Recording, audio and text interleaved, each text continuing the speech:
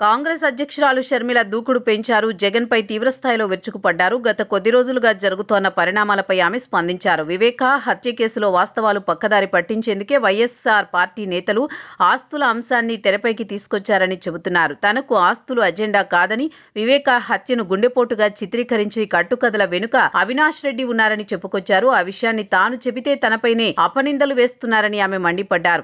ఇటీవల వైఎస్ విజయమ్మ లేఖ రాసిన సంగతి తెలిసిందే. అయితే ఆ లేఖ ఫేక్ అని షర్మిల రాయించారని, చంద్రబాబు రాజకీయ ప్రోత్సాహం ఉందని వైసీపీ నేతలు చెబుతున్నారు. దానిపై షర్మిల ఘాటుగా స్పందించారు. విజయమ్మ లేఖ అబద్ధమని భావిస్తే సాక్షి రిపోర్టర్ను పంపి ఆమె బయట తీసుకోవచ్చు కదా. జగన్ ఆధ్వర్యంలోనే వైసీపీ నేతలు అడ్డగోలుగా మాట్లాడుతున్నారని ఆరోపించారు. వైఎస్ రాజశేఖర రెడ్డి మనవలందరికీ ఆస్తులు సమానంగా పంచాలని తల్లి ఆవేదన వ్యక్తం చేస్తే దానిని కూడా ఫేక్ అండమేంటని నిలదీశారు.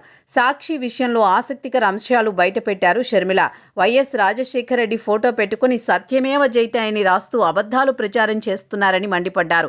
ఆస్తులు ముఖ్యమనుకుంటే తాను తెలంగాణలో పార్టీ పెట్టేదాన్నే కాదని చెప్పుకొచ్చారు. రాజ్యాంగబద్ధంగా రావాల్సిన ఆస్తుల విషయంలో జగన్ తన పిల్లలను మోసం చేసిన విషయాన్ని మాత్రమే తన తల్లి విజయమ్మ ప్రస్తావించారని చెప్పుకొచ్చారు. అయితే ఇప్పుడు షర్మిల మళ్లీ వివేక హత్య అంశాన్ని తెరపైకి తెచ్చారు.